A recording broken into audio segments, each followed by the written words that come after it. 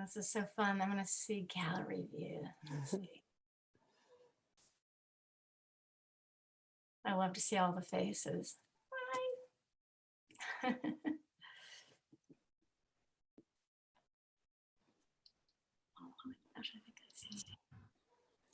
Hi, everybody. We're just going to wait another minute just to let people continue to come into our meeting, and then we'll get started. Welcome.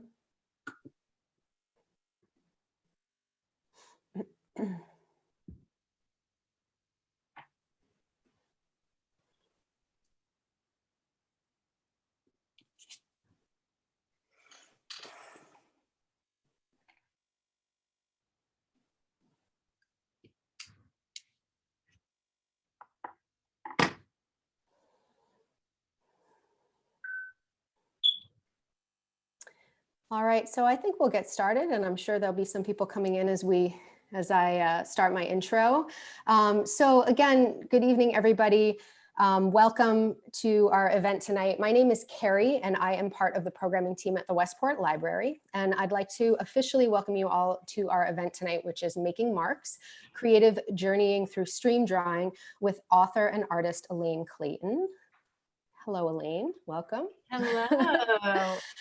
So before I introduce Elaine, I just wanted to throw out just a few housekeeping notes, as I'm sure most of you are familiar with since we've been on Zoom for a while now in this virtual space. But as you obviously noticed, we're doing a meeting tonight and not a webinar. And that is very intentional for two main reasons. One is because this is an experiential workshop, and there will be opportunities for dialogue and discussion, which we hope you all will participate in at certain points.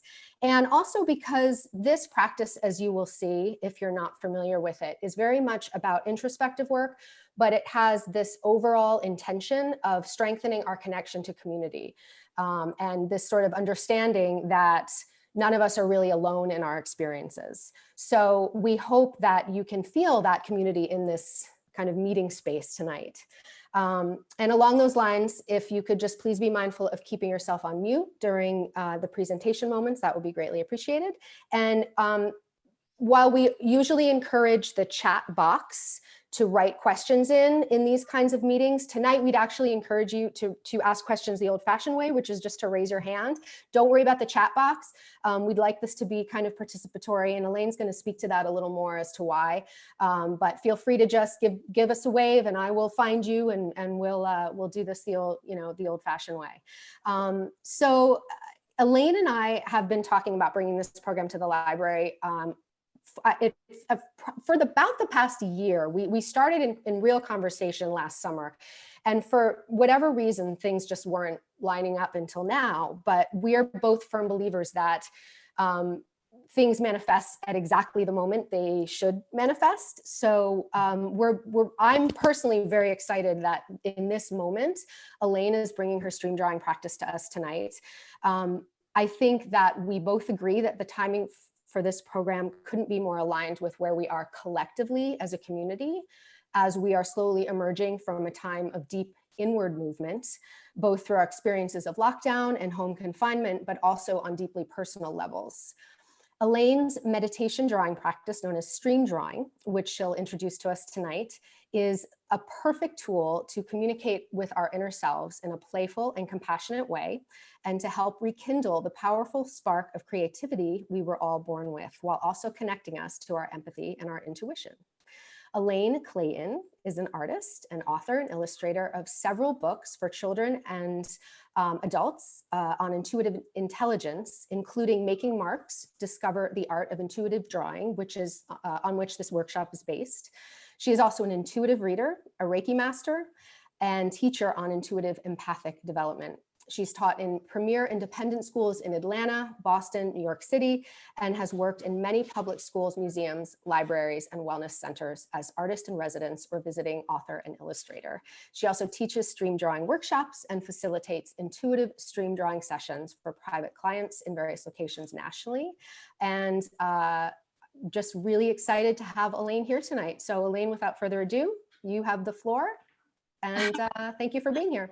Thank you so much. I'm so glad to be able to do this with you, Carrie, and I'm really thrilled we can even get to do this because I have done workshops with the library pretty much every summer for 7 years, I think. And then things changed with COVID and all that. And it's so interesting that we can still connect this way. It's a little different, but it's great. And I thank you so much for working with me and thank you to everyone who's here. I'm really, really so happy to have you all. Some of you may have done stream drawing before. A few people have maybe tried it.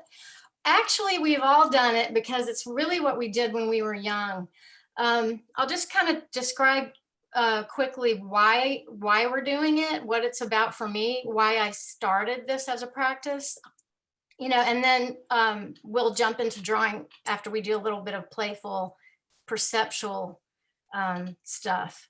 But what happened is I taught kids as I was artist in residence, and I, at public schools and teaching and progressive independent schools where you could experiment. And so I would have kids use drawing as a way to build a better empathic connection, because this was in the 80s.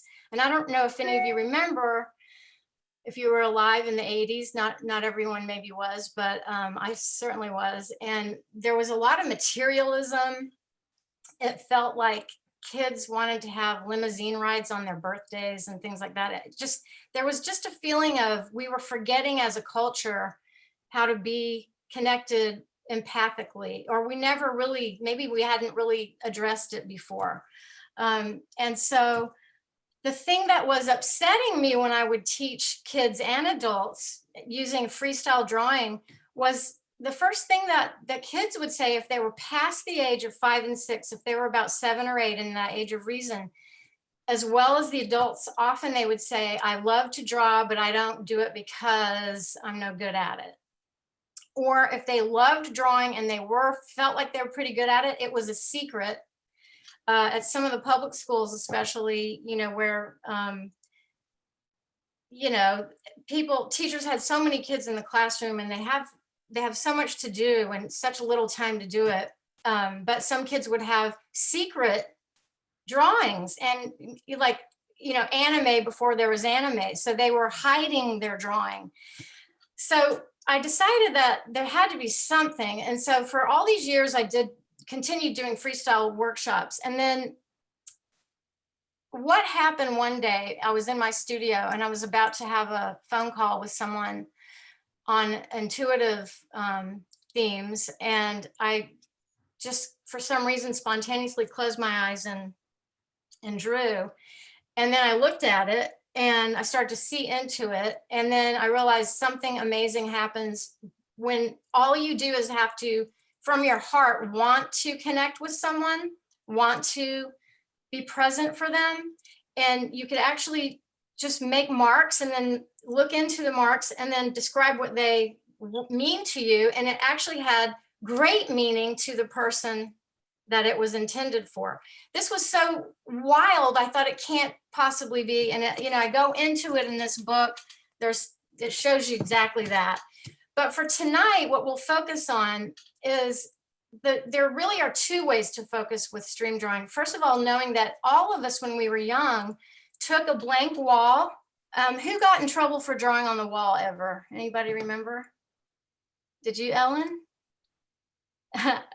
I know I sure did. And yeah, and I actually kept that blank because there's nothing more exciting than a blank, surface, because we are these activators that are born creators, and we like to mess with that kind of thing. And when we were really young as toddlers, or even younger, the babies with the high chair tray like to put their fingers through the food and make it do stuff. We innately love mark making. It's something that should never have been taken from us. We should be able to always do it because it's symbolic of our ability as creators to be present in the world and see the evidence of our choices and decisions. So being creative is just who we are. And I felt like somehow it got left behind. So you can use stream drawing to get back to that freestyle expression that somehow, got left behind. and just simply enjoy what happens when you're in that process of freestyle expression. That alone is beautiful. It feels great. You get into a sort of zone just simply by being creative in a way that you don't have to think. Some people, once they learn a method like knitting, they're not thinking about knitting. Who knows, they're in a zone while they do it. It's similar to that. And then the other thing to think about with stream drawing is once you make the marks and have been creative, having a little reflection time to contemplate those marks drawn is where another form of magic kind of comes in, because we're not just mark makers, we also have perception, and our perceptions are very powerful. And so there's meaning in both. So talking about perception, let's just play with that for a minute really fast. I just want to say that we don't talk that often about drawing marks and how simple lines can say so much. I don't know why we don't, but in our society, we just don't talk about drawing much. When I do this, I'll make sure everybody can see. I used to do art for the New York Times op-ed and letters to the editor. And they did a study where they would stop people on the subway train, interrupt them on the train and say, "Did you see the op-ed today?" "Yeah, I read it." Well, what was it about? And most people would say, I can't remember what it was about, but I remember the art. So we're sort of hardwired to remember visual imagery even more than what we read. So I thought that was really interesting. So we know that we are, we are so impacted by visual imagery, and our society knows it. And in fact, we use it to exploit each other mostly. There are billions of dollars made on ads to get us to catch our attention, first of all, visually, and then make us feel like we're lacking. There's something that we need that we don't have, hair's not thick enough, or I don't know. You know what I'm talking about. So we know we are very impressed by visual imagery, and our perceptions do a number on us, and we use it. But what about it, if we used it to support each other and not make each other feel lack, but instead make each other feel like the amazing, unique creators that we really are. So I just want to point out, when you see a line, the simplest of the lines that you could imagine have a ton of personality. So you think, like, if you're in school and you're watching the teacher and they make that, somebody volunteer to say, what would they expect us to say if they made that on the chalkboard? What are we supposed to know that is? We were so trained to be right or wrong, and so we had to look at what was happening. But what would a mark like that symbolize for us? Anybody want to say?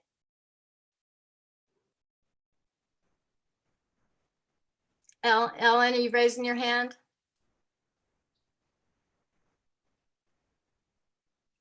Are you muted still, Ellen?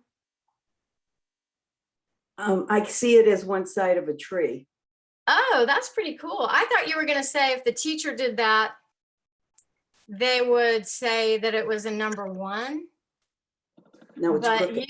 you're already thinking the way I do. I wouldn't have seen it as a number one, because to me, 0 through 10, they were all people. But do you remember when sometimes the teacher's chalk would break, and then, it would like do that, it would do like something really little weirder, and it would cause spontaneous laughter, because what's wrong? What happened? I'm feeling sorry for that one a little bit. If you think about the personality in lines, they really talk to you. They're very emotive, actually. If you look at it without having to know the answer and be right or wrong, and you see it more empathically, then you feel the emotion or the emotive quality within it. Another one that's really a favorite of mine is, asking. I just love this. So it's like that or that. So we know it's the number 2, right? But which one, if you were going to go to lunch with someone, which one would you want to do that with? Would you want to do that with this one or that one? they mean the same thing, but they're very different personality expressions of line. It's still just one line, but you know, the expression in them is so different. So, you know, you get to see what happens. And the reason why we're doing this is because you're going to be doing linear, expressive linear work and appreciating the intuitive, empathic, kind of emotive quality to simple line work.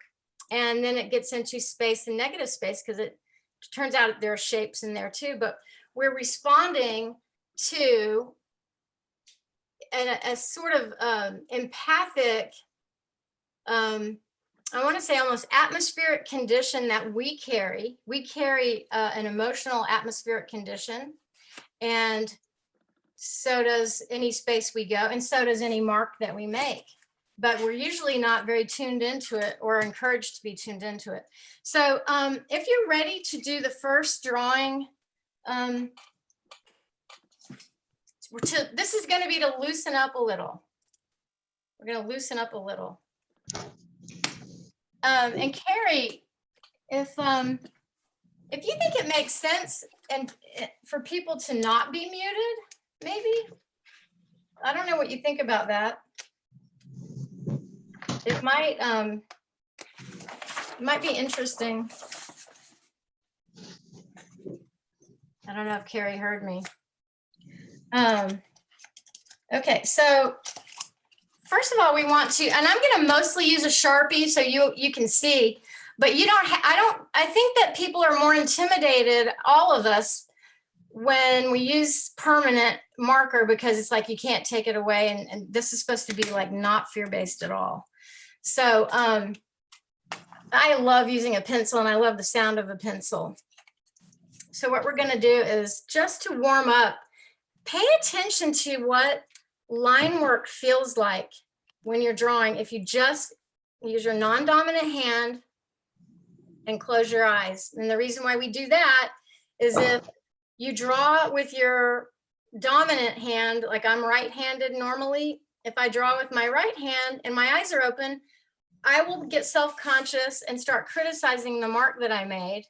And then I won't, I'll stop. I mean, I've seen people do that for 30 years, you know, they're start out okay, and then the next thing you know, they're looking. So I just thought, we'll just all close our eyes and use our non-dominant hand. We don't really have that much fine motor skill control anyway, so we're just going to let it go, because you want to be in a stream of consciousness flow with this. The reason for that is that it's like in a dream, you get in a place where you really welcome that which emerges rather than judging it or criticizing it. And that feels so good to do. So what I think is great is just do a few lines. They don't have to be straight. They may not be, but pay attention to how much pressure you apply, and apply some and then a little less, and just see what happens. Fluctuate your pressure. You want to have a relationship with how you're making a mark. There's a ton of feeling when this pencil is touching the paper in your own being. There's all this emotive energy. So, you know, the other thing is the sound of it on the paper sounds so good. So just start doing this and do several, and then we'll do a stream drawing.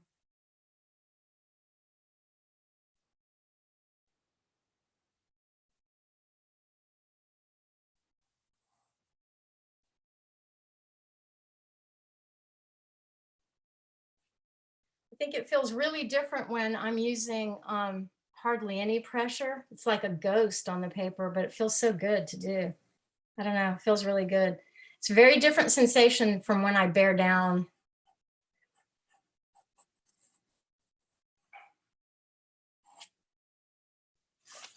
And after you've done that, if anyone wants to just say what it felt like doing that, I would love to hear. Did you feel emotive tension in your hand? Did you feel like you were flying? Did you feel, what did you feel? And this really can be conversational. Actually, is totally designed to be conversational. So I really do want to know. I'm not even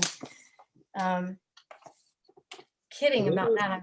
was definitely a little awkward for me. I'm heavy-handed when I write or draw as it is, so consciously trying to use my non-dominant hand and do a light touch was very interesting. And I'm using a pen because I don't fear the pen. And Okay. I'm using the paper I'm using, it really scraped on the surface. So I was very aware of how it felt bumpier when I was heavier, but I actually really like the, See? I don't know if I can show them here, but no, I don't think they're. Oh, I hope if you show it from like right where you are and don't move it up close, I think it'll work. Yeah, I mean, now look, hold it up a little higher. There's a lot of different personality in each one of those lines. Some of them are like, woo, you know, I mean, if you looked at each line differently as a different expression of personality, they vary.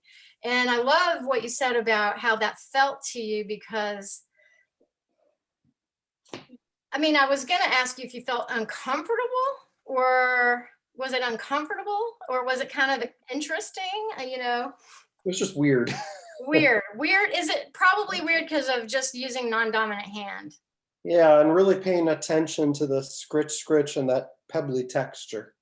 Texture's impressive too. Yeah, we have a lot of nerve endings in our fingers too. So, but it's going to get weirder now. Okay, let's get weirder. So now we're going to just pretend that this is this beautiful blank paper that will invite us to do something with it, because here we are, we're human and we're mark makers and we're alive, and something's going to happen here. So I'm going to, the first step of stream drawing is draw with emotion. And what that means is be aware, empathically aware, as you are an innately empathic creature. And we have a volume of emotion and feeling that fluctuates all day long. And here we are. And when you draw, you don't have to think, really, you don't have to do anything, but just from the heart, from the heart, center yourself to allow yourself to kind of pretend to be like an ice skater on a frozen pond. What I ask people to do so they don't get nervous or self-conscious and open their eyes and stop the process, because it's sort of it's a creative meditation process. You get kind of lost. It's like going into a daydream. If you let it be one long continuous line, like an ice skater, then it really does things. You go somewhere, you may feel like doing a zigzag or loops, or you don't even know what will happen because you're not able to see it. But the main thing is to just enjoy doing it, but notice how you feel, and allow feelings to be evident through the marks that are made, just simply by being aware of the fact that you are an empathic person who can create. So everybody ready to try it? Now, remember, it's non-dominant hand, and you're going to close your eyes, and I'll do one for you, but you know, I don't want you to think that yours has to look like mine, because there's no way any two of these are ever alike. They're all very similar, but there are no two alike. There's no real wrong way. This is not really about the product, even though we will use the imagery. It's really more about the process of being conscious of allowing an unconscious process to unfold. So in other words, you're not thinking, you're just feeling your way through this. It's just this intuitive process.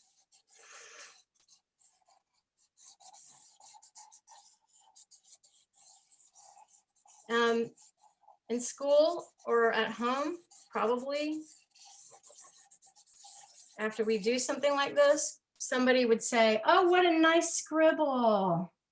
What a nice doodle.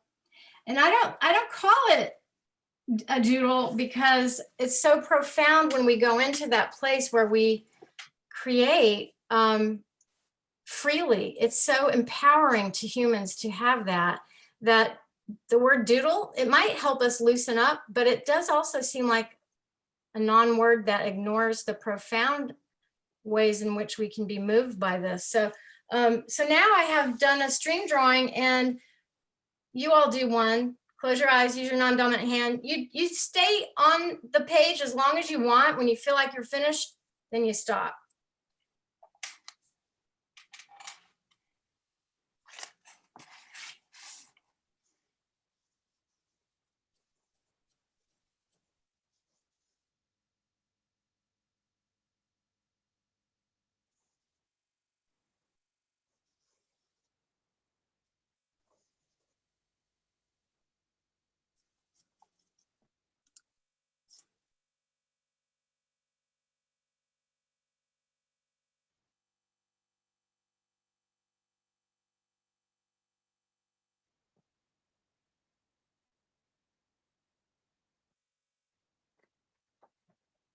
And when you're finished drawing, the first impulse, if you're like me and like we were when we were young, is to actually really enjoy looking at it.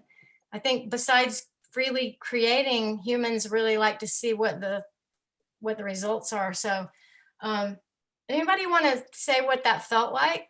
If any certain feeling came to you Yeah. when you were Rick here. It's a good sense of freedom. You know, it's such a simple way to, like you said, just loosen up. And I would never think of doing something like this, but it's just an easy access to feel a sense of freedom and be creative at the same time. The other thing I noticed too is my consciousness started to weigh in, which I guess is good or bad. Like I started making decisions like I normally would with my right hand with my eyes open, but I think that's okay. It's an interesting combination of the two of them. I am really intrigued by that. So we can't help it. You know, we're going to use all of ourselves, right? The problem is, I think we didn't get to use enough of this process. So, but it's natural. So when you say, this is a really subtle, amazing point that you made, you sense decision making, though you're in a free flow expression. So does that mean that's actually your empowerment as a creator? I mean, I decided to take a blank thing and do something with it. And then if I felt like doing a sharp motion, because I felt like it, I made the decision to do it. Is that what you meant? That's Or was it exactly different? right. No, that's exactly right. You nailed it. Yeah. Oh, Yeah. I have never had that part really. We've never talked about that exactly. And I'm fascinated by that because your thought was, I don't know if it's right or wrong. And I almost think we've been so trained to be not sure, you know, we were conditioned, you know, to either be rewarded for being right or get, you know, Right. to get a D for being wrong or be humiliated. But that is a beautiful thing because actually we do get to do that. We're not cutting off any part of ourselves really. We're just allowing the more empathic sensing creator who does need to be free, have some time. So that was really, I'm so glad you said that. Thank you. Gave me something to think about. Anybody else have any thought or anything to say about how it felt? Because we're about to do another one. And with this next one, I mean, and technically you could just stream draw on top of the one that you just did unless you like it and want to look at it later. But I want us to get really into the stream of consciousness flow and feel good. And then we'll do the next step. There are 4 steps with stream drawing. Sounds so official to say that. And it's really not. It's not like anything. It's not like a recipe or anything. But just to help organize it a little. So you draw with an awareness of emotion and then gaze. And that is looking at the image as in a daydream, not as in being on task, you know, like everything else we have to do, but entering into the daydream. It is artistic, empathic vision. Again, we weren't encouraged to do that. You could get in trouble for daydreaming. You could miss out on recess or art if you got caught daydreaming. And then trusting what comes and then discovering and connecting. So that's all fun stuff. But if you're ready to draw, get another piece of paper or turn that one over. I think I'll just turn mine around and use the other Question. side. Elaine, I have a question. Can you hear me? Yeah, I can. Going on by what it looked like what Rick said, I found that, I mean, I love the feeling of dropping out of my mind into my arm, and yet I would try to touch my emotion, but then I would stop. It's like, okay, what am I feeling now? Oh, okay, let's go back to that. I mean, there were pauses in it. I find that I pause, or should you just try to cut all that talking and thinking out and just, you know, just draw? Well, you know, in a way, I shouldn't say anything about it. I should say, just close your eyes, use your non-dominant hand and draw, because it makes it feel like a prescription where certain things aren't allowed and we can't help it. We're going to think, but you don't want to pressure. It is true. This is a process where you don't want to limit yourself. You don't want the inner editor or critic. So tell me more about what was entering in. You were trying to understand your emotion. Yeah, or trying to understand my emotion and let it flow into my into my hand. And guess what? We don't have to understand it. That's the beauty Okay. of this. So like, let me try to articulate it. So there's a knowing that comes without thinking, right? There's a knowing, and we know we have it. It comes without thinking. So feelings are felt, but they're not yet identified by the conscious mind. And yet they can emerge in full force through a creative act, Okay. right? I mean, it's there, but we don't have to understand it yet. That comes later. But when you're freely expressing, you just know that you really, it's not saying know what your emotions are as you do every little thing. It's more know that you're an emotive, empathic creature. That makes a difference. Yeah. So that's what I need to make sure I emphasize it the right way. Because there is a need to make sure, because I don't want you to feel like you have to, but that's a really good point. So you don't have to just let everything come. You don't have to understand anything yet. We don't have to know anything. We just get to freely express. So I'm ready to do a second one. Are you ready? I'll just do it with you. So we'll just spend a moment or so.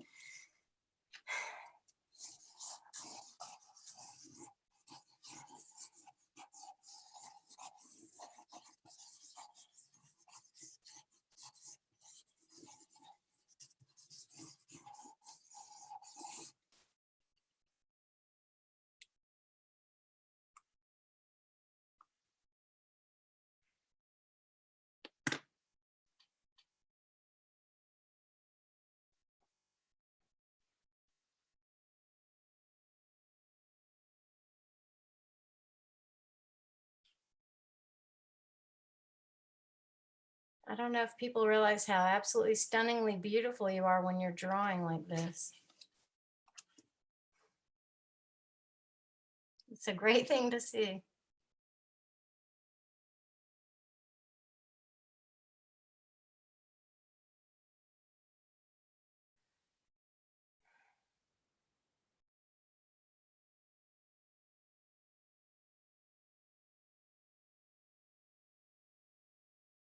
So this time, as we have been emotive on a piece of paper, not blocking ourselves and all that, now let's try gazing. Gazing is so much fun because gazing is, like I said, it's like going into the daydream. But let me make a point about it. I'm a figurative person. So I love people and I draw people. And I just can't stop looking at people. And so I always see people. I mean, if the ABCs are people to me, imagine, and 0 through 10, that was a family and all that. So, but not everybody is going to see anything recognizable, and you don't have to, because it's also very conceptual and abstract. And sometimes I don't want to see anything. I just want to go in with color or whatever, or just feel what the drawing makes me feel. Because the weird thing is, and I don't know if anyone relates to this, my drawing doesn't look the way I think it might when I open my eyes. I don't know if anyone else, just sort of raise your hand. If you, yeah, so does anyone want to comment on that what it felt like and what you thought it would look like? Then you open your eyes and there's a surprise element. Does anyone want to elaborate on that a little? It's really fascinating because you just are sure, that we get a mental picture of what we're doing. So, but I would just say what you want to do when you gaze is there can be 4 ways to see it, because you can look at it like this and just see what you see. And that way, of course, you're turning it all 4 ways. But for this first one, just spend a little bit of time. And if you, what you want to do when you're gazing connects to the next step, which is trusting what comes. So if you spontaneously think of something that you think has nothing to do with this drawing, but it came, trust it and write it down, because for some reason, something about the marks made and the shapes brought that up, and you don't have to know why, but you just trust it. It's an intuitive process. If you see something that's recognizable and you want to go in and turn it into, like, to me, that's sort of like some kind of, I could say dog, but I actually think it's more like some kind of, is it a squirrel's head? Maybe, and there's a tail. See what I mean? There's a nut maybe he swallowed. I don't know. But you see, start getting playful. And the key really is to remain playful like a child. Intuition and creativity is very playful. Some of the best things happen when we don't effort so much and we remain in a playful place. So we're going to spend a little bit of time, just write down along the margins things that matter, things that you saw, or it's not really labeling, but it's just make a notation of things that you saw. You can do a visual notation, like if I want to. I'm still using my non-dominant hand, so I don't know if I'll do a very good job, but let's say I do want to just let this be a squirrel. I have no idea why it should be a squirrel or what that should mean to me. I don't know yet, but I'm just playing here. Intuitive playfulness. So I'm going to go into it, and you do it. If you don't want to see things like that and you just see it as abstract shapes and forms, pay attention to what they bring out in you and write those down. Something may feel like a roller coaster. Something else may feel constricted, but you want to note the way in which your perception is comprehending the marks that you made. I had an observation from one of your first stream. Uh-huh. So I do have the benefit of having read your book, although I haven't worked with it very much, which is why I wanted to join this session this evening. Well, I'm so glad you did, Jason. Thank you. Sure, thanks. But I wasn't purposely trying to look and scrutinize your drawing, but as soon as you held it up, where you start, I saw this. It looked like a woman's hat, like almost in 3 dimensions. It was actually unexpected because, like I said, I was not looking for it. Well, this is what I live for, the surprise element, because that's what happens with synchronicity, and a lot of intuitive information we get is totally by surprise.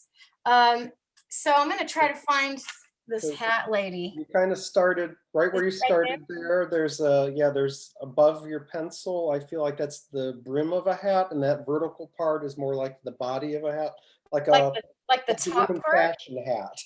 Yeah, like a hat that goes up. So would this be her face? Yeah. Oh, I'm going to turn that into a face for you right now. And to the right of it, that thing sticking up looked like a bird's wing. You know, I agree that would make me think of that. And if I wanted to, I might say, oh no, it's an angel's wing. I mean, you know, you start going places with it. Is that sort of, can you kind of see her there now? Yeah. Looks like gets really fun, because then you get to play with, well, what is that part there? Did she just take her COVID mask off? Is that a moose? And that's the moose's antlers? Hey. So do you see what I mean? So like, if you just play, stuff starts happening. It's for fun. It's not only fun though, because it can be profound. You might see something that you realize at some point that there is a connection, or it might hit you even more hard. Like when I did I did one recently, a workshop for the American Foundation for Prevention of Suicide, and a woman saw a turtle in her drawing, and it was very moving.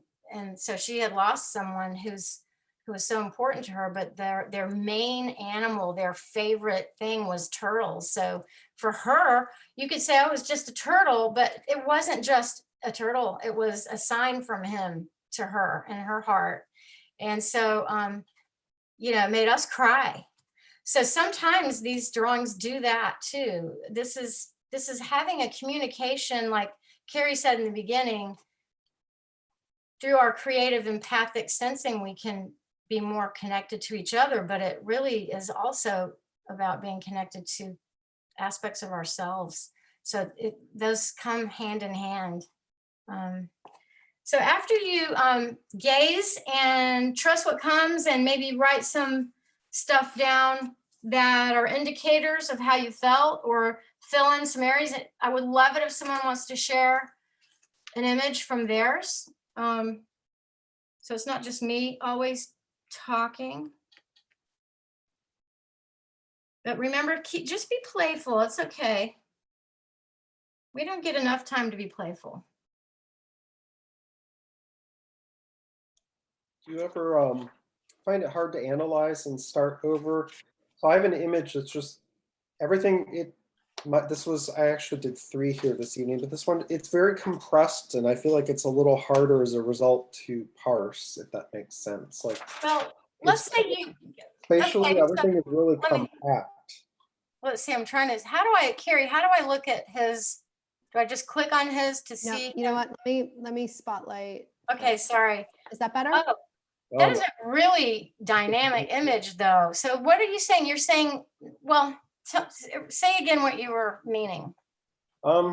Everything is so compact, the lines are overlapping so much that it's a little hard for me to, to see things in it. Down on the end where there's a little more space, I could put my inner vision in, if you want to say a little better. Sure, yeah. A So face or a, I turn don't, it down, there's a candle there, but what I want to say is you're doing it. I mean, you're doing it, but you don't have to pressure yourself to analyze it. If it felt constricted in a way visually that it was hard to get in there and play, you just pay attention to that and honor it. You could even write that down. This felt constricted in some areas and I didn't really want to play with it.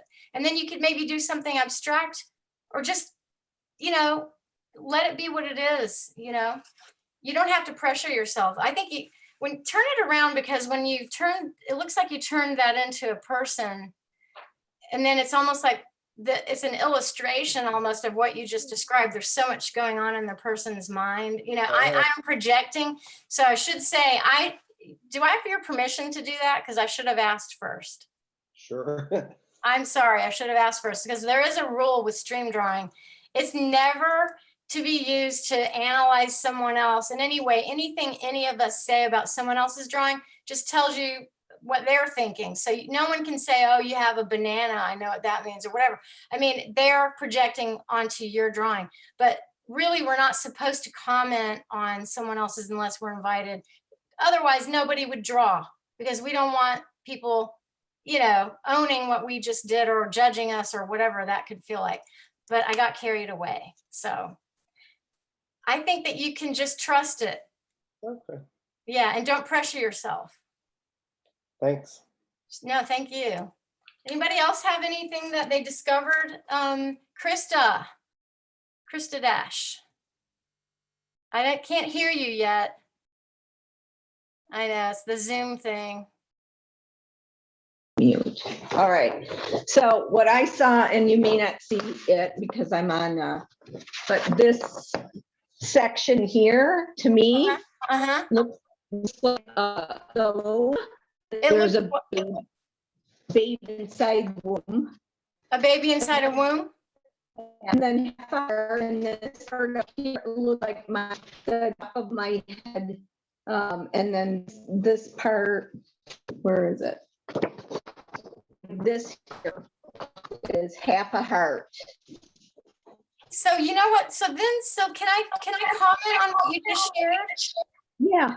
So it's very beautiful imagery, very emotive imagery. Those have a lot of volume emotionally for me. That I'm telling you what you said made me feel. So I'm projecting, but what you could do then, when you trust what comes, as you just did, then you discover and connect. So you would maybe take like the half a heart, let's say. What are all the feelings, memories, associations, anything? What does that mean, a half a heart to you? I can tell you what it means to me, but and we can agree that we know what one looks like, but this is the beauty of it. You're unique to me. So what a half a heart says to you is different from what it means to me. And when I hear you describe what it means to you, it actually adds on to what it means to me and vice versa. So what you want to do at this point is go there intuitively. What memories, associations, or feelings or thoughts do I have about what a half a heart means, or a baby in a womb? Those are really good jumping points to go deep with an intuitive inner conversation. Does that make sense? It does. It does. So if you want to spend a little time right now doing that, do that. And you can, of course, go back to it later. But we're going to, let's see, how much time do we have, Carrie? We have about 45 minutes. Oh, we do. Okay, we have plenty of time. Okay, so anybody else want to share any comments of what you've discovered or what you sort of saw in this and what it may have brought up for you intuitively or thoughts you might have? And if you don't, I found someone in here. oh, okay. Ellen, you found someone in there? I found someone in here. Okay, so it's kind of a reversal the way I'm seeing it now. Yeah. But I immediately wanted to, and want to. I don't want to change the shape of the face, but I want to make I want to give this lovely woman long eyelashes and an eyebrow and give her life. And maybe Oh it's my a hint. gosh, I love it. So you as a powerful creator have found the inklings of a person who is Yeah. about to become very real. Lovely. She's going to be lovely. Well, I can't wait to see it, but that's what makes me get excited is like there was nothing on the page and then now there's this world that you opened up inside of you and through your projection and playing with that and then letting her live, actually letting it live. That's how powerful our imaginations are, way more powerful than we think, because everything gets created there in that ethereal place before here, even the chairs we're sitting on. And did they do a good job, bringing it from their ethereal place to the material? But that's the magic of what we are as creators, I think. So that's kind of fun and exciting. And I think, does anyone else have anything to say? Because then we'll go on to the next one. I just took your advice and relaxed and stuck with it. And I did see a few things after all. I don't have a meaning for them, but I saw quite a few different things. So, and this was like kind of relaxing and turning it around. And I'm like, oh, okay. Oh, here's this. So I have a few stuff now. And did you say, like, as far as meaning, you don't know yet? Right. Or if you even need there to be necessarily, but that will be fun for you if you do. Like sometimes when we dream, this is very much like dreaming. They're multidimensional. They never stop offering. This is very similar to that. You may see something one way, you may turn it a little and see it. You can see one area 1,000 different ways. And not everything in my dreams do I want to, I may be compelled to, and I may not. I just realized, Edward Woody, hi, I just want to ask you, are you the one that's in Henry Reed's class? Yes, I am. Okay, so Henry Reed is someone that I spent time with today, who I've spent time with before. He's a giant in the field of intuition. I'm just bringing it up because I want to say this in case you want to do more exploring with his work. What we did when we were with him was, it was crazy amazing. It was like the stream drawings that I was doing, only using dreams. So I think, did I bring it up at the beginning? I can't remember if I spoke about it, but about a dozen of us got together. We didn't know each other. And Henry has been doing so much for how many decades now, really groundbreaking stuff that helped us be able to even have a workshop like this today about an intuitive creative theme. But so he used a lot of what he uses, dream, unconscious imagery and stuff from dreams. So one person volunteered to be the subject and the rest of us sort of ceremoniously circled the person, and we didn't know anything about what her, I don't want to say problem, but let's say she had a concern, she had a life issue. And we said, we promise we will dream for you tonight. And then we went and we slept. And we dreamed. We woke up, everybody's, writing down fragments of their dreams that they could remember. And then we sat down and we one by one shared what the dreams were. And it was astounding. It was the same themes. Some of the visual imagery was the same. And everybody out of a dozen or so people had the similar themes, to the point where, of course, it all was meaningful to her, exactly about the the concern that she had. And you think, how can that be? It's so simple. All we did is go to sleep. But we did dedicate our dreams to her. Same thing with these stream drawings. If you do one emotively with the intention to help someone, the same thing happens. So, and so that's what I want us to do next is maybe try a stream drawing with a personal theme that you have or a question. It doesn't have to be heavy, but if it has some momentum, it actually is more meaningful. But let's say you just want to dedicate it to someone you love or care about, or you might say, what's going to happen tomorrow? I mean, you can be extremely playful with it. And then we're going to do another stream drawing, and then we're going to see what you see in it. And then the discover and connect part ends up getting interesting because at first it may not seem like it does connect to the theme that you chose. But usually there is a connection and you will discover what it is if you go into that intuitive zone and let it occur to you. But it takes like a little bit of meditation time. Does anybody have any question about that? Ready to try it? I have to think about what a theme for me would be. And is this all with your eyes closed with the non-dominant hand? Yes, sir. Okay. Yeah, I mean, that's, you know what, I've got to tell you as an artist, and every artist who, even if you render, and that's what you do, you still have to loosen up. And for this intuitive, creative meditation process, I think the meditation starts because we don't use our, we let it all go and go into that zone where you don't really have control like you do in a normal day. So eyes closed, non-dominant hand kind of opens up the unconscious. So think of a theme. If you want, you can write it down at the top of the paper.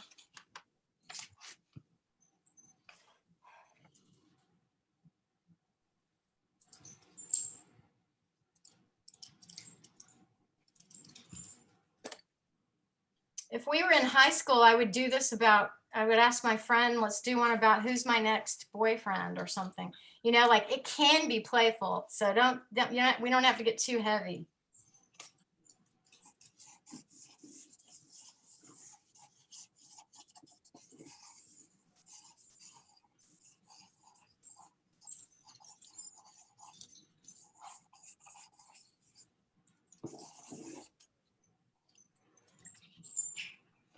And then, the steps as they come. So after you draw, you'll gaze and then trust what comes. And don't worry too much about whether or not you think it matches your theme. The imagery may not seem to match it at all, but that's usually what happens at first until you go a little deeper with it.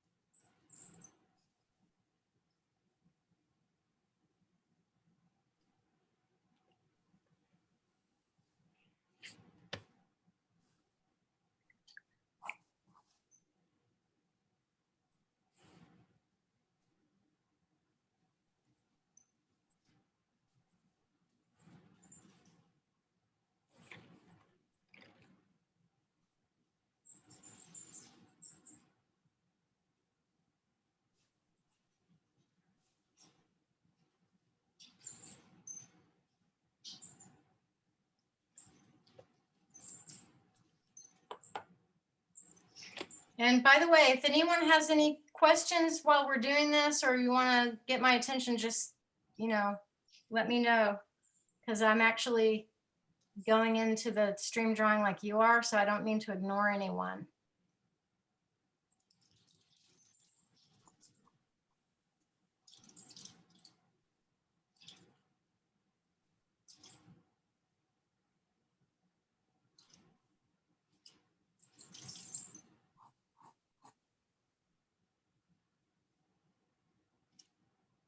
You may see numbers and letters, and that's something really fun because we can always say what numbers and letters mean to us, because again, they're linear expression that has personality. Or you can look up symbology of numbers and letters too. I have this whole thing. It's like my Kabbalist ancestors, that's called gematria, where the letters and number, every letter has a number correlation, and all marks like that are sacred. And so there is a sacredness really to the marks that you're making. And so you may apply meaning without having to go look up what someone else says the meaning is. But we know for sure we don't know what it means unless we go there ourselves and develop a sense of what things mean with that meditative conversation with ourselves. Otherwise, we're just always relying on what things mean to somebody else. And that's not as much fun. And you're naturally intuitive, so you shouldn't have to do that. But you can do it to add on to what you know, but you shouldn't have to.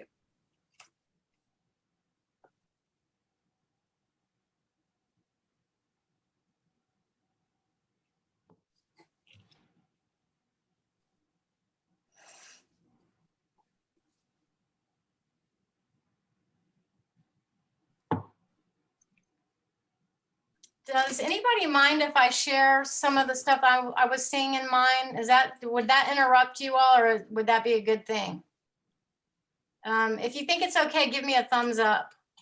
Okay, because I don't want to, okay, let me just say, all right, so I did a sort of heavy theme. Let me see if I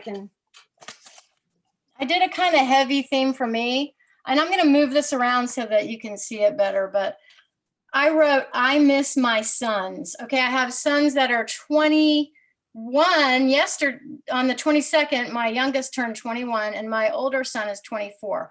But I really miss them because COVID has made it where I could see them all the time, and now I can hardly ever see them because I'd have to travel, and it hasn't been safe. So this just the first thing my eyes went to when I felt pretty emotional even writing that down up there. And I'm projecting meaning from my heart, so I think this is my younger son in particular, but I think it symbolizes both.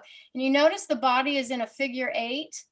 So for me personally, when I see a figure 8, I think of it as that infinity symbol, and it stands for someone's sole purpose, like trying to understand what their wish fulfillment for how to live the best life they'd love to live.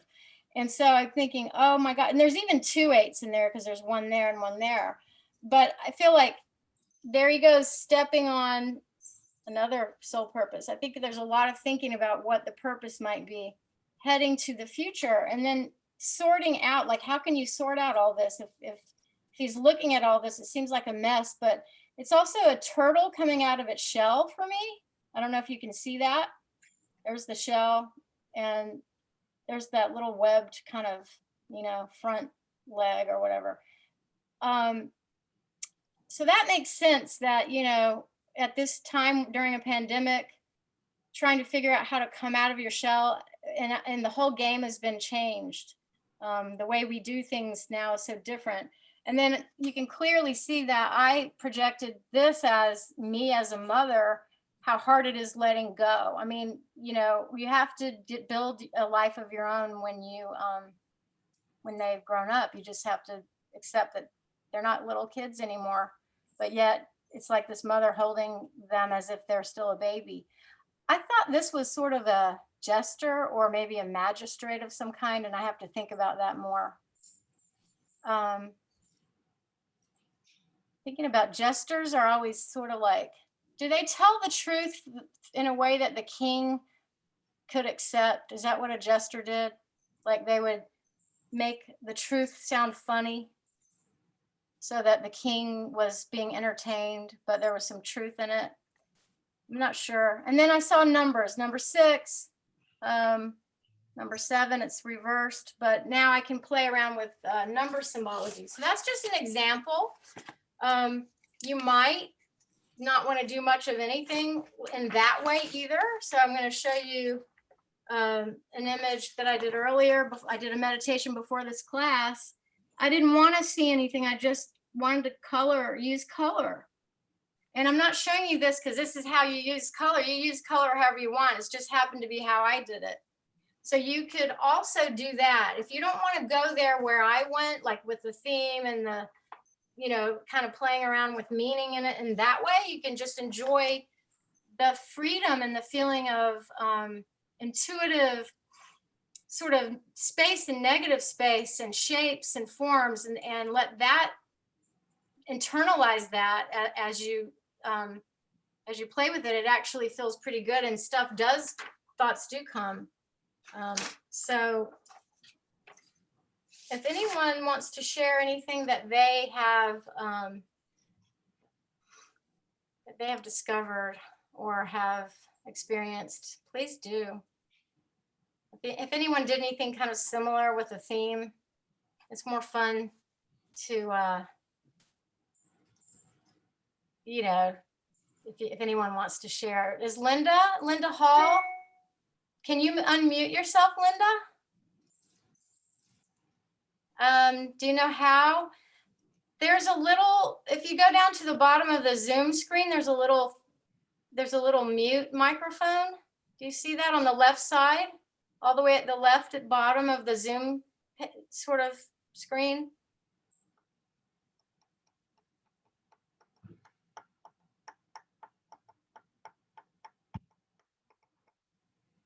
No, I think you're still muted.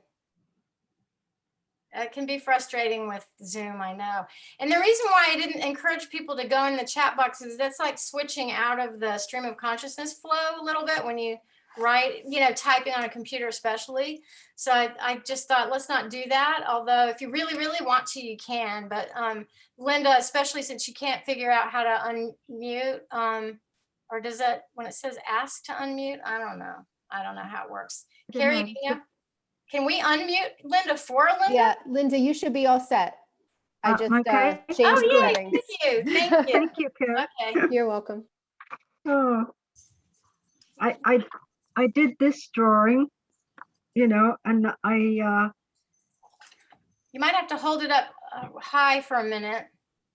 Yeah. Oh, okay.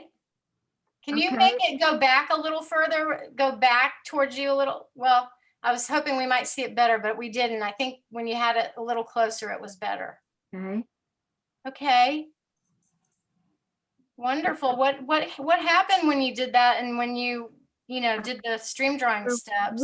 When I finished doing it, I thought this looked like a cat, and then there was a girl, a woman, and the cat seemed to be looking at her, so I was figuring there's some relationship there with the cat. Do you have a personal association with cats? Yeah, well, no, but my friend in Tennessee just got a new cat. Oh, see, And yeah. I think that's what came through. That's really fun. Imagine how much fun that will be, to tell your friends. So these are the little kind of synchronistic things. And did you just talk to her recently or today or something? Yes, as a matter of fact, I did, because I had my second shot, vaccination, and she called me to see how I was. Well, I think that in my universe, I would say that was a synchronistic sign validating a connection with your friend. And what would be really fun is then it takes off and has a life of its own, kind of like Ellen's lady that she couldn't wait to let this lady come to life. This has a life of its own, your stream drawing, because for you, it had meaning in that it really connected you to your friend who just happened to have a cat, right? Get one. Yes. And what will happen? How will it mean? It might mean something to her when you share that with her. Yeah. So, she'll probably get a kick out of me doing it with you. well, I hope so. And maybe she'll tell you about this cat, and maybe, we know how cats really kind of own us. We don't really ever own them, right? So she's bound to have some interesting stories to tell eventually. Oh, she sent me the most marvelous photograph of it. It's a gorgeous cat, a rescue cat. Oh, so now you know that when you write that down, but you're still coming from a place of what does it mean to me? That's a whole interesting thing. What I would be writing down if it were me anyway. what does a rescue cat signify to me? What emotions does that bring up Yeah. in me? And it's Yeah. pretty loaded, for a lot of us. Mhm. But that's really where the intuitive conversation happens, because it's just this stream drawing you did really quickly, but within the lines, something comes to life intuitively. And then the meaning is, it's like the Russian dolls, it just kind of keeps opening up. Mhm. A rescue cat, sometimes I feel like a rescue cat myself. So I wouldn't be able to say what it means to you, but I mean, you can see where you can really sort of go deep and play with those Yeah. meanings. Yeah, Okay, thank you. you're welcome. Does anybody else have anything to share? I feel like a kindergarten teacher, which I was for many years. When I look at mine, I feel like I do them so dense that it's hard to see what's in there. Can you show me what you mean by that? So dense? Okay, I see it as wonderfully full of air and space. So, but I get it. And I hope you don't mind that I said that, because again, I'm just projecting myself. But are you saying that it feels so dense when you gaze at it? Yeah, yeah. Well, Well, it's different on camera now that I'm looking at it through the camera. it looks That different. was the same but- thing oh, sorry. No, Jason, that's the cool thing. So the perception changes either because of the size or just seeing the reverse, or what is it? I don't know. I ran into the same thing, so I'm glad you brought yours up, because that was what I was trying to explain earlier, when I felt like everything was it was hard to see into because everything was so together. But I also felt different when I held it up to the camera. That made a difference for me. Well, you two are bringing up something really important that actually is part of an visual artistic process, which is getting distance from a thing that you have created and then deciding whether it's something that should be viewed up close or back. But a subtle change like that actually can completely do something to our perception. And so, so now, what would feel good to you though, Edward, if you were going into an intuitive zone with it, knowing that your first gut reaction was it feels dense? Is there another way you could explore it that would feel better? Well, after looking at it for a minute, I did start to see some things. Like this looks like a heart, but it's kind of melted. And it's also interesting, my pen almost came off the paper here. So it kind of gave it a feeling of brokenness. Yeah. To me, this looks like a dog's face. Yeah, I can see Snout. that. And then when I pulled way out, it almost looks like a dove or a bird. The whole thing. The whole thing. Absolutely. Do you mind if I can make a comment? No, go right ahead. Oh gosh, something real beautiful I thought and felt when as you were showing the heart, and then the way you said the pencil kind of broke off or did a jump or whatever. And you said it looked broken. Did you say that? Yeah, exactly. Well, I remember hearing this term about, when you feel super brokenhearted, and life does that a lot. You go through phases where things are feeling good, and then other phases where we get brokenhearted. And it was that to look at it as broken open. And it just, I haven't ever pictured that visual as I am. I've said that phrase to myself, being broken open, a few times, but I've never pictured it. And now you've kind of done me a favor, because you gave me a message there just in sharing it with me, because I feel like, the breath of life enters, we're broken, but we're broken open. There's possibility. I don't know. I hope you don't mind that I projected that on your No, drawing. but I'm glad you said that, because that gives me a different interpretation of it. It kind Well, of. your interpretation is more important than mine.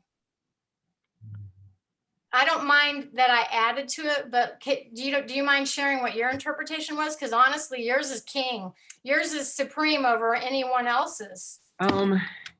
This was about me and my husband, or it was about my husband more. And we've had some issues, but I feel like we're working through them. So I felt like the heart was, I don't know. I felt like the heart, it wasn't a negative thing, be that it was broken. I felt like it wasn't negative. And we just got a new dog. And so the face looked like a dog.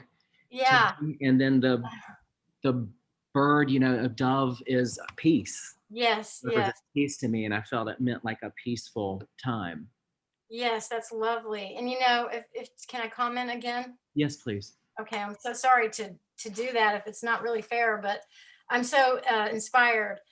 So when I get a dog, like if I were to ask you, can you just tell me 3 things that come to mind when you think of dog? Loyalty, love, and friendship. Yeah, that's similar to mine, you know, like companionship. Loyalty, the loyalty, because they're so loyal. They also feel like they think of themselves as protectors, Yeah. even though I think my dog's a toddler, but she thinks she's protecting. But that's a beautiful thing to have in with your sort of set focus for the drawing, you know, talking about the theme of it, because we open our hearts to those that we feel it's worth trusting. And that is a big human thing to do. I mean, a big thing for a human to experience. And we do it over and over in life, and we learn so much through doing it. But I think, and you said it was more synchronistic. I see the dog in the background. You just got this dog? Yeah. Well, your dog showed up in your stream drawing, you know? I Yeah. love it. That is so, you can see why I'm hooked on doing this, because it's full of surprises and they're actually very moving, you know? So I appreciate that you let me comment. Well, yeah, and that's why I said I didn't feel like the heart was a negative thing, like a broken heart. And when you said the open heart, that made me feel like, that's what it is. It's not broken, it's open. Yeah, yeah. And that's a whole different, and actually sometimes it can be both when I feel it's both. But, you know, what's beautiful about it is whether it's like we think of something as the light side of things or the shadow side, there's always beauty in it. There's always the way to find the light in something, you know. And really, when you showed me the drawing, you described it as how it felt dense for you. But when I looked at it, I didn't feel that. I felt like I could breathe in there. I could jump in there and swim around. It felt like, I don't know if anyone else, you know, projected something similar to that image, but it did feel that way. So I did with your mentioning your sons. I'm mourning. I'm at the point of mourning. I haven't seen my firstborn. It'll be I mean, Zoom, yeah, or talk in almost 2 years. I know, And it's terrible. I mean, my Terrible. heart is breaking. And when he's and so that what you drew it was, it's a broken heart, but it's pouring out love, you know. So that you spoke for me. I'm going, oh, that'll get me through until I can get down to Charlotte, North Carolina. You know, Oh my goodness, I live in Charlotte, North Carolina. You are in Charlotte? I live in Charlotte, North Carolina. Well, that's where I'm heading. Oh my goodness, that's crazy. That's wonderful. See, you drew my open heart. See how connected? We couldn't have made that these little strands of light between us. You can't make those things happen. They happen because we enter the space where they can happen. Thank you. Thank you, Edward. Thank you. Well, and listening to you, thank you for the simpatico, because you know how I feel. I mean, and that's a very hard feeling to have, you know, to have that kind of longing.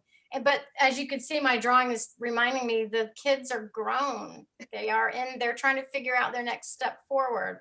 It's probably okay. But I also miss my grandpup. He has a grandpup. So I've got to get, you drew my son and my grandpup. We got it all covered. Got it all covered. Thank you. I love it. Oh my gosh. Does anybody else want to add anything or share anything? I mean, we're really gabbing so happily here. If anybody, Christy, did you raise your hand or did I mistake that? I think you've got to unmute. Or Okay. Carrie will unmute you. You hear me? Yay! Yes. Hello. Okay, so this is not the intentional drawing that we just did. It was the one before. Okay. And to me, it seemed really like, you know, free. And I was definitely not thinking about it other than lightening up on the pencil. Yeah. But when I looked at it, I'm like, oh my gosh, this is a portrait of Elvis. I love it. Oh my gosh. I mean, do you see? Okay, like the Like puffy the hair? hair. The hair? Okay, and then Yes. we've got some stylized sunglasses and then several, lips, big lips. Totally. Oh And my God. And can you tell me, do you mind saying like what Elvis represents for you? well, I mean, really, I have no connection to Elvis. But you do, because didn't you watch all those movies like I did in junior high? No, I had a actually, when crush I was on in high Elvis. school, I was in at cheerleading camp in Tennessee when Elvis died. Okay, So well, that's I the was only at a camp connection I that same have to Elvis. summer and Elvis died, and somebody in that group that I was with was really devastated because she just loved Elvis. Right. I mean, it And I was, was upset, but I mean, but I've had some dreams with Elvis, and then actually in some stream drawings, he shows up. And one time he showed up with this woman who lives in Northern Virginia, and I was doing an intuitive thing with her, and I said, "You got Elvis right smack in the middle," and she said, "That's my horse." She named her horse Elvis. Oh. So for her, it like actually had a literal connection. But I think Elvis roams the planet. Maybe he didn't really, there's a theory that he's still around. No, I mean, it's just for fun, really. But I think it'd be nice for you to play a little more with, like, what did that feel like that summer? What were your emotions around it? Well, I mean, we were definitely sympathetic towards how so many of the citizens of Tennessee, they were just devastated. But I have to tell you this while we were sitting there, because this is interesting. I thought, okay, it's March 24th. Why did I just draw Elvis? And so I looked this up about 5 minutes ago. And I said, was this his birthday or something? No. Yeah.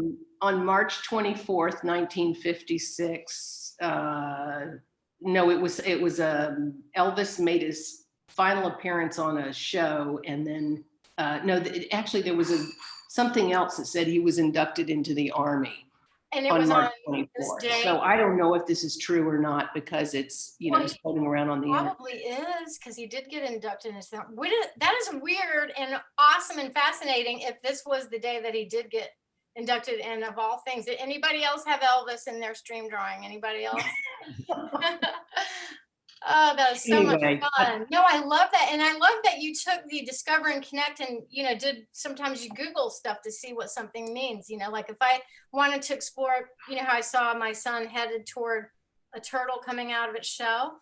Mm-hmm. Later, I'm going to look up all the symbology for turtle. And I do know one is a Native American notion that the whole earth is a woman, and it's a turtle shell, and a woman is a turtle because we can't carry babies, in our, like a turtle in the shell. I mean, they just sort of thought of it that way. So looking up symbology or dates or whatever, like you just see where the connections might be, is really actually fun. So that was a good surprise. I didn't think Elvis would show up, but thank you for. I know. That put me in a good mood. Okay, so I think we have like 10 minutes, right? Carrie, is that about right? We're about 10 minutes. Did anybody bring color, like colored pencils or crayons even? Anybody want to? Because I thought we'll do one more. We'll do one more stream draw, unless anyone has any other thoughts or ideas that they want to express, which I'm perfectly happy to shape the very last stream drawing experience in a way that if anyone has anything they want to interject. If not, I would say let's pick a theme again. Or not, you don't have to, but it's kind of fun too. And we'll do one more stream drawing. And if you have color, go into it with color. And a little, or if you don't want to see anything recognizable, but you just want to get in that daydream of the abstract conceptual and let the sort of really almost healing quality of shapes and lines and spaces and negative spaces do their thing, then, do that. Do whatever feels best to you. If you have a question that you wish you had an answer to, that's sometimes a fun theme. Is everybody ready? Anyone have any comments or anything? Okay, we'll just use our last few minutes just being a little bit more creative, meditative.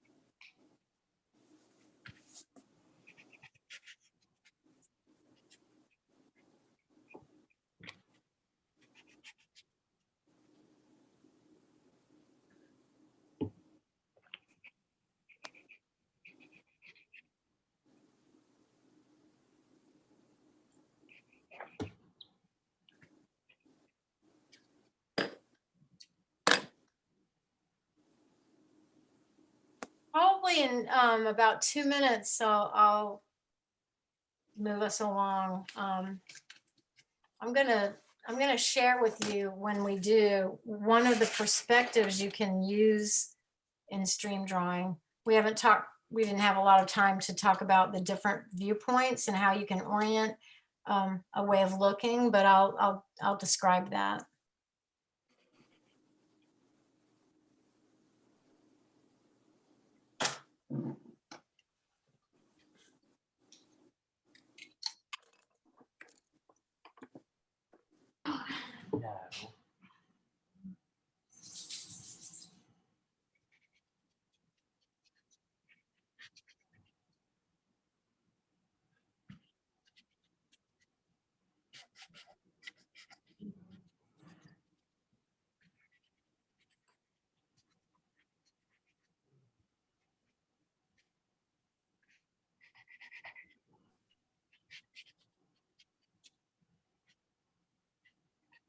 So I think I'm going to describe something to you. Often in a stream drawing meditation, and the book goes into this, you can play with it by giving it a structure of meaning to work it with. So I might take this and see it kind of the way we think we are in a structure of past, present, and future. And then it gets real interesting in a whole other way, because the imagery I might see as past might be things I would attach to my childhood, let's say, or early adult. And then the present, I might say, oh, what imagery here may speak to me about where I think I am right now. Usually we project, and this isn't about we do have precognition, but it's never about someone telling us what our future is, because I think, the future is really not for someone else to proclaim they know or to limit us. But if I'm looking at this, I might at least be more conscious of ways I project worries. Usually, if you're like me, I project worries ahead. I'll think I'm not doing that, but I'll catch myself doing that. I'll think I'm worried about this or that or this. And this is kind of funny because it looks like a fortune cookie. So that's kind of fun. And then there's that soul purpose symbol for me. But so you can do that if you like, past, present, future, if you like. And then you can do it where then you turn it and it's like a chakra chart, or the emotional energy centers of the body from crown to root. And that's what I did with this one. So I can share with you, I played with it as if this is helping me understand what's going on in the emotional centers of me right now, maybe. And I have to do a lot of meditation because I think at the crown, it sort of seemed like a dragon. Can anybody see that as a dragon? That even looks like its tail, Look, it's a whole dragon, a rampant dragon. And then it looked like two people. So this would be the crown and third eye kind of right here. I don't even know what this is yet. I don't know if that person is pushing that one away or if they're embracing. I'm not real sure. But it seems to be located in the, I would say sort of third eye to heart chakra. So that's going to be interesting. If I think about third eye, the seeing that we see without our actual eyes, physical eyes, and then heart, third eye, throat, expression of some kind. So maybe in expression, I have to contemplate in relationships. Is there something about expressiveness that between me and someone else, maybe, or me and myself, some aspect of me and myself? So you can see how you go into an intuitive space. And then I have more to do, which I didn't do much. I wrote like tornado kind of imagery in the solar. That I always think of a tornado as really destructive, but they also sort of clear up and clean up. They're sort of symbolic of the wind clearing up, and all the way down. And that fortune cookie is also a little bit of a heart there. So this is interesting. That gives you content. I think there's a number 5. And I might be moving. And to me, the number 5 is really mobile, like it's a moving number. It looks like it's got wheels, So that's kind of interesting. There's a 6 there too. I thought that looked like a piece of toast. I'm not supposed to eat wheat, so I bet it's gonna be a little reminder. I didn't bring my colored pencils to the computer because I forgot, so I didn't color it in. But does anybody want to talk about their last drawing before we close up, or if show what they did with color? Like Ellen, I'd love to see the lady that you made. Or Well, did she come to life, and does she have a name yet? well. Oh, kisses. She is fun. I want to go out with her. She has a little spark. She's a little, she doesn't do everything the way everybody would think that she would. Yeah. She's got her own mind. She's got her own mind. She's cool. I like her. And tell me, if you come up with a name for her, I really would like to know. Okay, I will tell you. I'm going to think about that. Okay. She deserves a name, I think. She has a name, Giselle. Giselle. All right. Giselle. That's cool. I do want to say that I love my colored pencils, but I think that it's time for a new set. I think they're a little bit dried out. Oh, okay. Well, it's always fun to get a new set. Yeah. I think going into these with color is really fun. Like that same drawing that I showed you where first time I did this to it, I just did abstract stuff. Yeah. And you could turn it around and see it. Well, then another time I made a copy of it.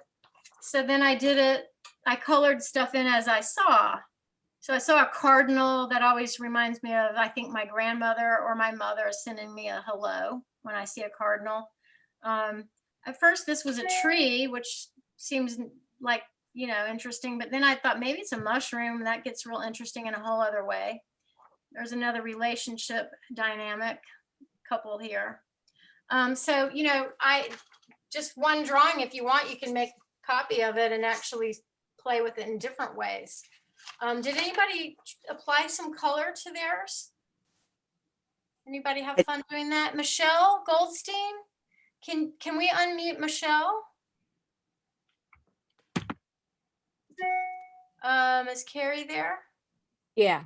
Hi, Michelle. Hi. That is lovely. Oh, wow. I'm excited by that image. Tell us about it and about you. So my last thing that I drew a really, it's working. It's good. Oh, okay.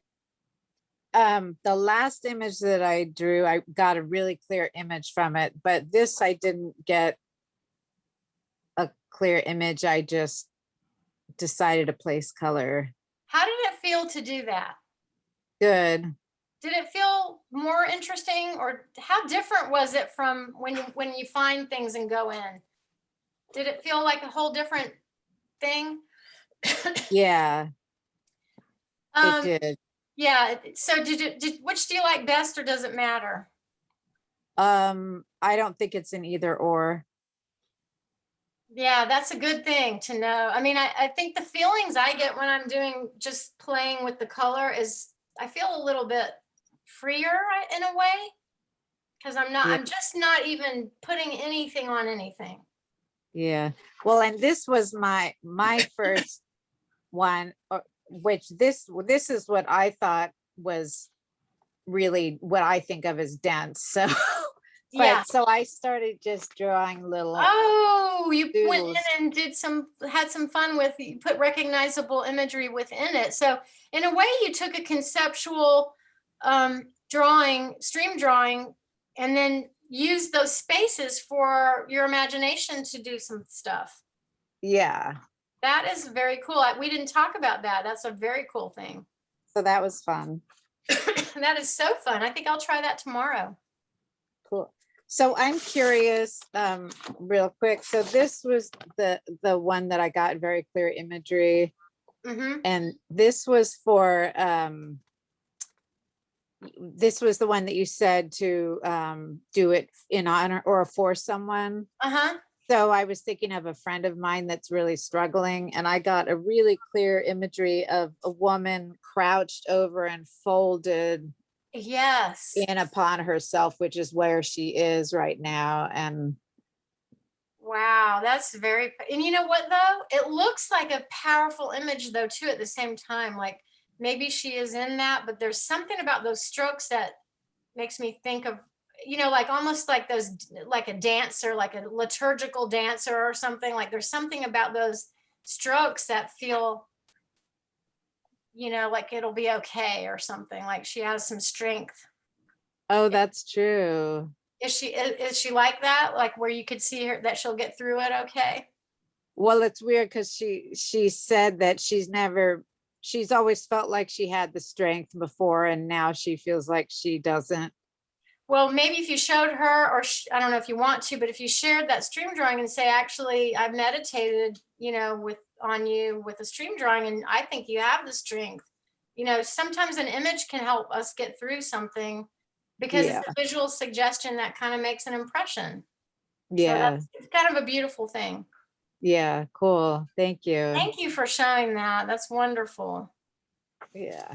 And I'm so glad everybody came, and I thank you all so much for adding to my understanding of this process even more so, and for being creative and intuitive with me. Carrie, do you think we have to end it now? I'm sure we could go all night, but unfortunately, I think we have to. I know. But that brings us Thank you. to say that if please feel free to contact me at the library if you're interested in more workshops like this. Elaine and I had been talking about doing a sort of more immersive series, for a specific group. So I'd be happy to, have that conversation. There's your kitty. Yeah. There's a kitty in the background. Oh, there's my kitty. Yeah. Your cats and dogs are featuring look at the cat. prominently. Oh, Lee, your cat looks just like my cat. Oh my gosh, they're like mine's a little. They're long lost cousins. Mine won't miss a Zoom meeting. That's so cute. The cats Cats know. are definitely the winners of the pandemic. I think the Zoom cats. So I put a link to Elaine's book, Making Marks, in the chat box. If anyone's not familiar and is interested in, Elaine, you can be contacted through your website, right? Yeah, ElaineClayton.com. I'm on Facebook too. You can always message me there. And if you like this, usually the first stream drawing workshop is less about the intuitive process, but we actually kind of got into that more. But if you're interested in doing more of that, then that's what Carrie and I thought. We'll just offer more workshops that really do go into this as an intuitive process. Sometimes people really just kind of want to stream draw. They just want to draw to get that feeling of freedom again, and don't necessarily want to go into an intuitive zone much, but it's actually pretty exciting. So if you want to do that, we'll create another workshop to do that. Yeah, and I popped my email in the chat too. So if anyone would like to contact me with feedback or suggestions for future, interest in future workshops with Elaine, please send emails my way. I would appreciate it. And will you send emails to this group when you're doing another workshop like this? Absolutely, yes. And this is recorded, so if you want to reference it or send it on to anyone who wasn't able to be here live tonight, we're going to be posting that on our YouTube site. So if you just go to the library's webpage, we link.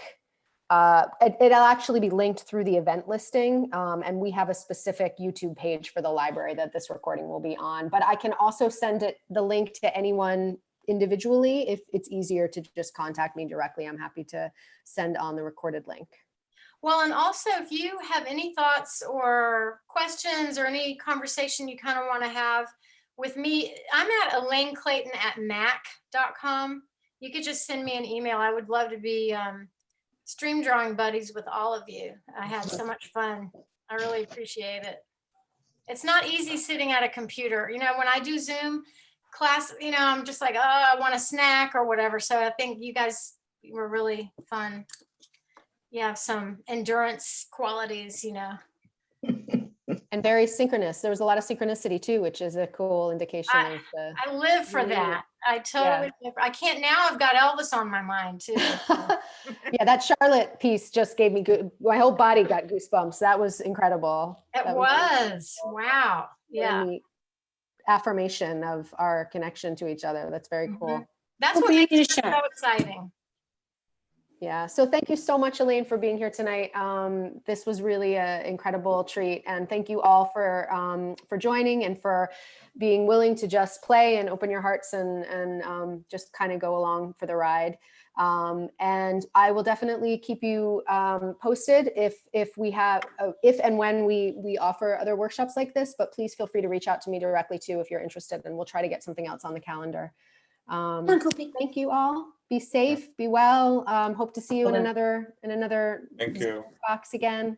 Thanks so much. Thank you. Thank you. Bye-bye. Thanks, everyone. Thanks, Elaine. Thank you. I Thank don't think I you. ever got in. I mean, I got the thing, but my picture never showed up on the thing down here. Because I don't think I ever got in. You're still on. Hmm? You're still on. Yeah, but I don't think